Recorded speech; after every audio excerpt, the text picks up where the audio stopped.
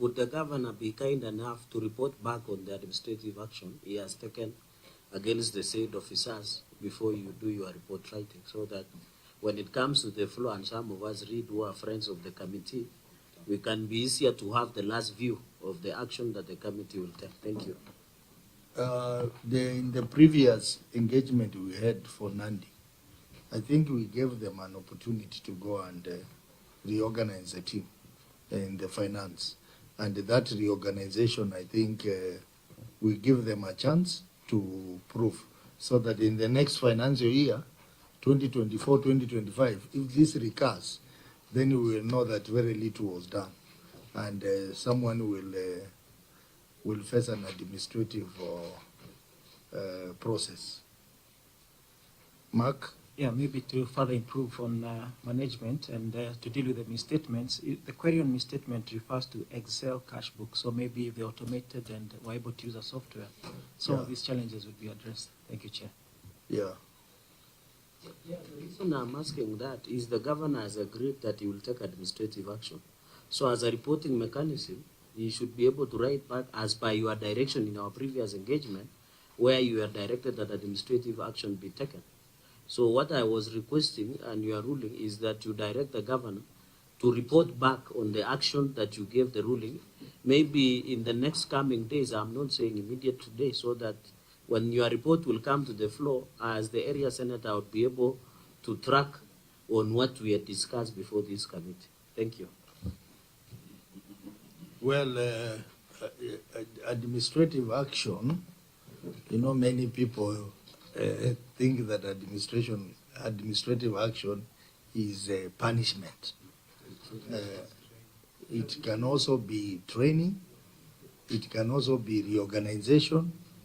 So I think in our interim recommendations, we can highlight that so that the governor can maybe in 30 days, you can tell us what administrative action you have taken. You know, Chair, administrative action is not necessarily punishment. No. Chair, yeah?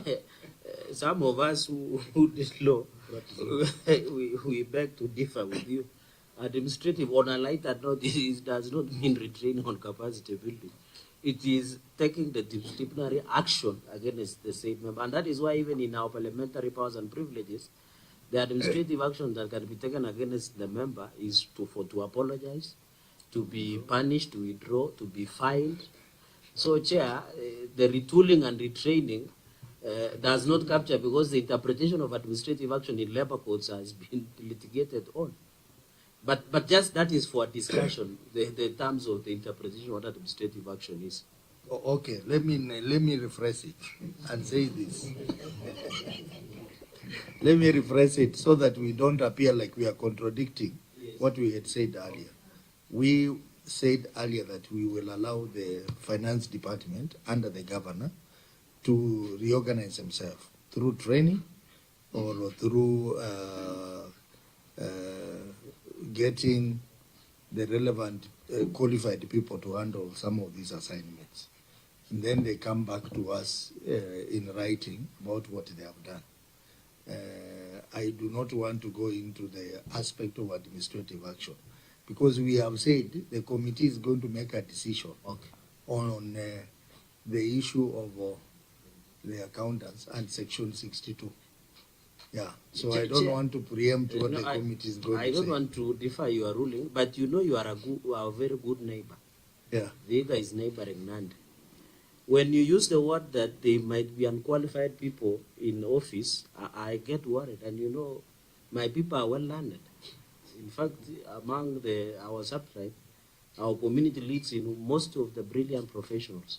So I take an exception when you say, unless the governor confirms otherwise, to say they could be unqualified people in office, and therefore you are giving the chance CEC to get the qualified people. Maybe, Governor, you need to protect our county. You are leaving our county people to imagine that we have unqualified people in office.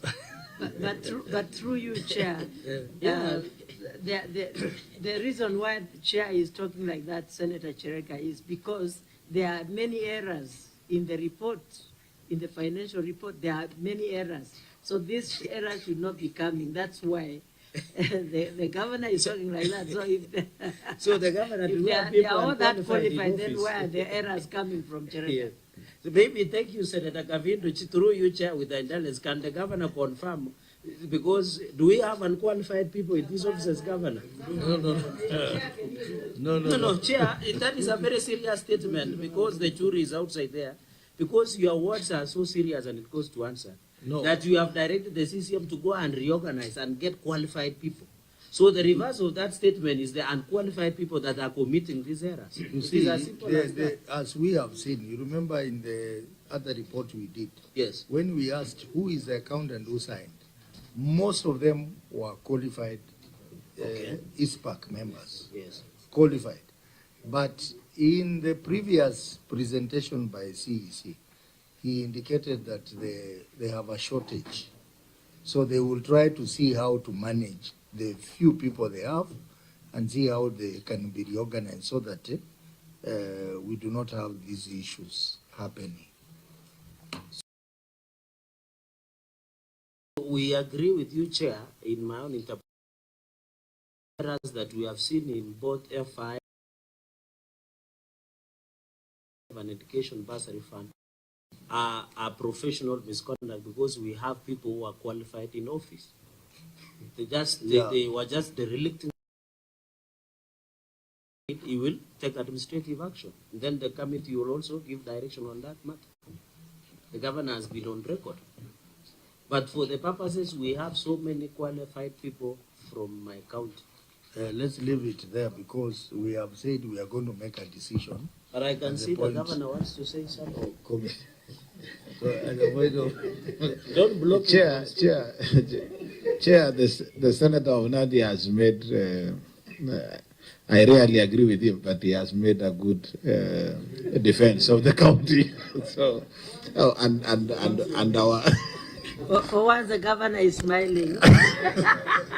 So I agree. We have qualified people. I think, as I have indicated, administrative action includes what you said as chair, but also what Senator Chimera and Senator Cherargei have said. So we are properly guided, Chair.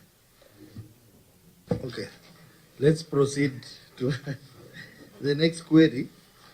Unsupported committee seating allowance. Auditor. Thank you, Chair. Unsupported committee seating allowances.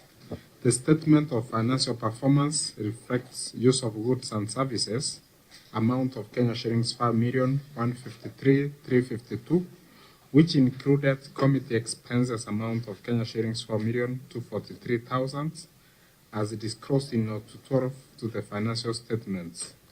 The expenses related to allowances paid to committee members while attending meetings and monitoring and evaluation exercises. However, allowances were not supported with invitation letters, meeting schedules, attendance register, and signed minutes of the meeting held. Thank you, Chair. Okay, I think that query is related to another query. Honorable members, we had pointed out failure to deduct income tax from sitting allowance. So, Auditor, you can read that as well. Number 3, and then number 1, under report on lawfulness, failure to deduct income tax from sitting allowance.